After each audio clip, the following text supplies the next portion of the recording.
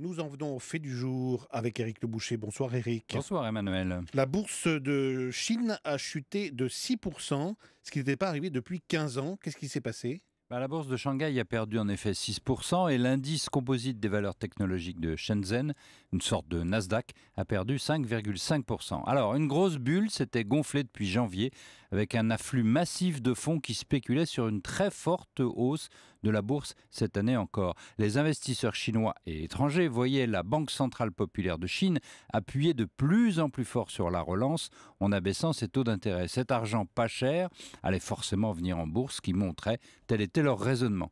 La bulle était connue de tous, l'indice de Shenzhen avait tout simplement doublé depuis janvier. En début de semaine, les analystes de Crédit Suisse avaient prévenu leurs clients d'un crash imminent. Mais alors, qu'est-ce qui a déclenché ce retournement de la bourse chinoise ? Alors d'abord, la volatilité générale des marchés boursiers mondiaux. Ensuite, des informations ont circulé sur l'incertitude montante au sein de la Banque centrale de Chine. Celle-ci s'apprêterait à demander des garanties aux investisseurs les plus exposés en bourse. Emmanuel, on ne sait jamais si ces informations sont justes, tant la Banque centrale est secrète. Mais la simple éventualité a suffi. Autre raison possible, le fonds public Unjin Holdings a vendu des parts de la banque de construction. C'est totalement inédit qu'un fonds réduise sa part au capital d'une banque publique. Aussitôt, les investisseurs privés se sont inquiétés sur la faiblesse de cette banque, sachant que des interrogations existent en Chine sur la solidité générale du système bancaire. Et du coup, les valeurs bancaires sont celles qui ont le plus chuté ce matin. Éric, quelles vont être les conséquences de cette chute ? Et est-ce que finalement l'économie chinoise se porte si bien qu'on le dit ?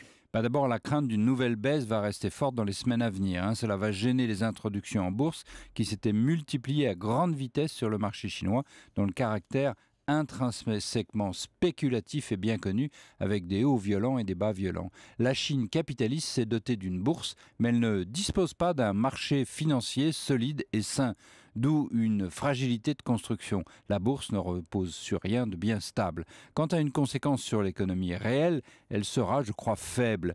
Mais vous n'ignorez pas les difficultés actuelles de la Chine, le passage d'une économie d'exportation à une économie appuyée sur la consommation interne.